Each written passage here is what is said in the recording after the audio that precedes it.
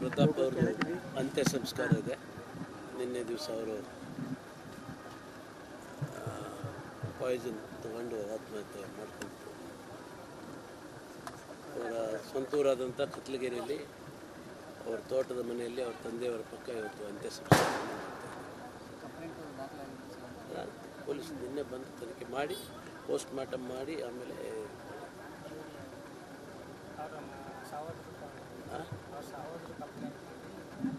ಮಾಡಲೇಬೇಕು. Unnatural death all. ಈ natural death ಆದಾಗ ಕಂಪ್ಲೇಂಟ್ ಮಾಡೋ ಅವಶ್ಯಕತೆ ಇರಲ್ಲ.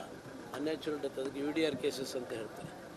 ಅನ್ಯಾಚುರಲ್ ಡೆತ್ ಆದಾಗ ಅದು ಸಾವಿಗೆ ಒಂದು ಅಂತ್ಯ ಕೊಡಬೇಕಲ್ಲ, ಕಾರಣ. ಅದಕ್ಕೋಸ್ಕರ ಪೊಲೀಸ್ನವರು ತನಿಖೆ ಇದು ಮಾಡಿ ಫಿನಿಶ್ ಮಾಡ್ಕೊಂಡಿದ್ದಾರೆ. ಈಗ ಮಕ್ಕಳಿಲ್ಲ ಅನ್ನೋ ಒಂದು ಕೊರಗಿತ್ತು. ಅದು ಈಗೊಂದು 15 ದಿವಸ ಬೆಂಗಳೂರಿಗೆ ಬಂದಾಗ ಈಗ ಸರಗಮ್ಮಿ ಮಾಡಿಸ್ಬೇಕು ಅಂತೇಳಿ ಒಬ್ಬ ವಕೀಲರನ್ನು ಕಾಂಟ್ಯಾಕ್ಟ್ ಮಾಡಿ ಬಂದರು ಅವರು. ಆಮೇಲೆ ಅವರು ನನಗೆ ಮಾತಾಡಿದ್ರು, ನಮ್ಮ ಡಾಕ್ಟ್ರ್ ಜೊತೆ ಮಾತಾಡಿದ್ರು. ಒಂದು ಕೋರ್ಟಲ್ಲಿ ಹೇಳಬೇಕಾಗುತ್ತೆ, ಪರ್ಮಿಷನ್ ಬೇಕು ಕೋರ್ಟ್ ಅಂತ. ಆಯಿತು ಅಂತ ಹೇಳಿದ್ವಿ. ಅದೇ ಒಂಥರ ಮನಸ್ಸಿಗೆ ನೋವಿತ್ತು ಅವರಿಗೆ. ಅದರ್ವೈಸ್ ನನ್ನ ಮಗ ಇದ್ದ ಮಗನೇ ನನಗೆ. ಎಲ್ಲ ನಮ್ಮ ಸಂಪೂರ್ಣ ಅಮಂತ್ಯ ಜವಾಬ್ದಾರಿ ತೋಟ. ಅದೇನಾಯಿತೋ ಗೊತ್ತಿಲ್ಲ. ಒಟ್ಟಾರೆ ಅವರು ಹೊನ್ನಾಳಿ ಬಳಿ ಆತ್ಮಹತ್ಯೆ ಮಾಡಿಕೊಂಡಿದ್ದಾರೆ ಅಂಥೇಳಿ ಅನೇಕ ಮಾಧ್ಯಮದ ಮೂಲಕ ಗೊತ್ತಾಯಿತು. ಇದ್ರ ಬಗ್ಗೆ ಇನ್ನೂ ಪೂರ್ಣವಾದಂಥ ವಿಚಾರಗಳು ಯಾರಿಗೂ ಗೊತ್ತಿಲ್ಲ.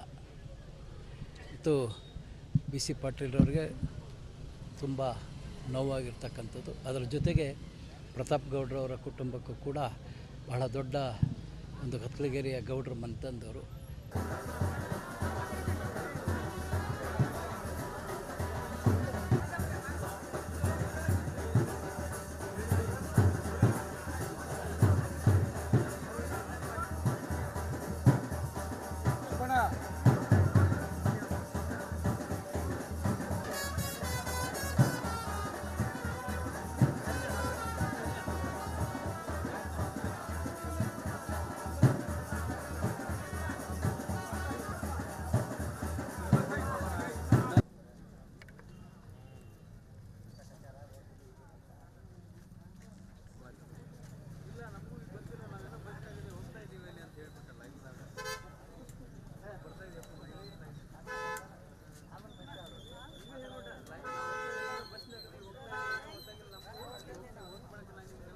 ಇರಲ್ಲ.